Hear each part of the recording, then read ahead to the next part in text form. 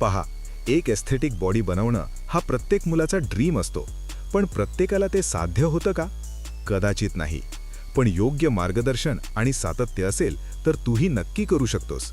जर तुझं वय 14 ते 25 दरम्यान असेल आणि तू घरच्या घरी मसल बिल्ड करायचा विचार करत असशील तर विश्वास ठेव, जर तू खाली दिलेल्या एक्सरसाइज आणि टिप्स सिरियसली फॉलो केल्या तर काही आठवड्यातच तुला तुझ्या बॉडीमध्ये बदल दिसायला लागतील. तू स्किनी असो किंवा थोडा फॅटी, तू तुझ्या बॉडीला एक परफेक्ट एस्थेटिक शेप देऊ शकतोस, तेही कोणत्याही इक्विपमेंटशिवाय. सर्वात आधी समजून घे, एस्थेटिक बॉडी म्हणजे काय? एक बॅलन्स्ड बॉडी ज्यात फॉर्म डिफाईन असतो, व्ही शेप दिसते, ॲब्स विजिबल असतात आणि कोणतेही कपडे घातले तरी तू शार्प आणि स्ट्रॉंग दिसतोस. Step 1. Push pull power, upper body. Aesthetic फिजिक्ससाठी मजबूत चेस्ट, शोल्डर्स आणि आर्म्स खूप महत्त्वाचे आहेत. पुशअप्स बेसिक पण खूप इफेक्टिव्ह. चेस्ट, आर्म्स आणि कोर स्ट्रॉंग करतात. बिगिनर असशील तर नी पुशअप्सपासून सुरुवात कर, नंतर नॉर्मल पुशअप्सकडे जा. इन्क्लाइन पुशअप्स टेबल, बेड किंवा मॉलचा वापर करून कर. अपर चेस्ट आणि शोल्डर्सवर काम होतं. डायमंड पुशअप्स ट्रायसेप्स आणि इनर चेस्टसाठी बेस्ट. थोडं टफ आहे पण रिझल्ट जबरदस्त देतो. डोरवे रोज टॉवेल वापरून कर, बॅक आणि बायसेप्स टार्गेट करतात. रिव्हर्स टेबल डिप्स ट्रायसेप्स आणि अपर बॉडीसाठी उपयोगी.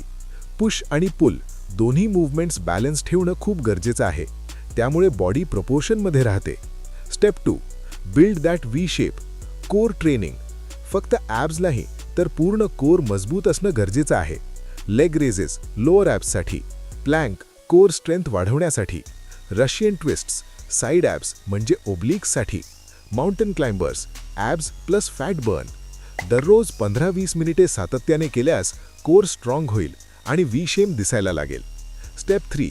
लोअर बॉडी, लेग्स विसरू नकोस. स्ट्रॉंग लेग्स शिवाय बॉडी पूर्ण होत नाही. स्क्वॉट्स क्वाड्स आणि ग्लूट्ससाठी, लंजेस बॅलन्स आणि लेग स्ट्रेंथसाठी, वॉल सेट थाईज बर्न करण्यासाठी, काफ रेजेस काफ्स शेप आणि स्ट्रेंथसाठी. हे वर्कआउट्स तुझं पोश्चर, बॅलन्स आणि पॉवर वाढवतात. स्टेप 4. डाएट आणि रिकव्हरी खूप महत्त्वाचं. फक्त वर्कआउट करून बॉडी बनत नाही, तू काय खातोस आणि कसं जगतोस यावरच रिझल्ट अवलंबून असतो. प्रोटीन खूप गरजेचं आहे. अंडी, दूध, स्प्राउट्स, शेंगदाणे. कार्ब्स आणि फॅट्स रोटी, भात, फळं, नट्स. जास्तीत जास्त घरचं क्लीन फूड खा. दिवसाला 3 ते 4 लिटर पाणी प्या. Abs are made in the kitchen हे 100% खरं आहे. स्टेप 5. कन्सिस्टन्सी आणि माइंडसेट. वर्कआउट आणि डाएट माहिती असूनही रिझल्ट का मिळत नाही? कारण कन्सिस्टन्सी आणि माइंडसेट. बॉडी एकाच दिवशी बनत नाही. रोजच्या छोट्या छोट्या सवयी, डिसिप्लिन आणि फोकस यामुळेच ट्रान्सफॉर्मेशन होतं.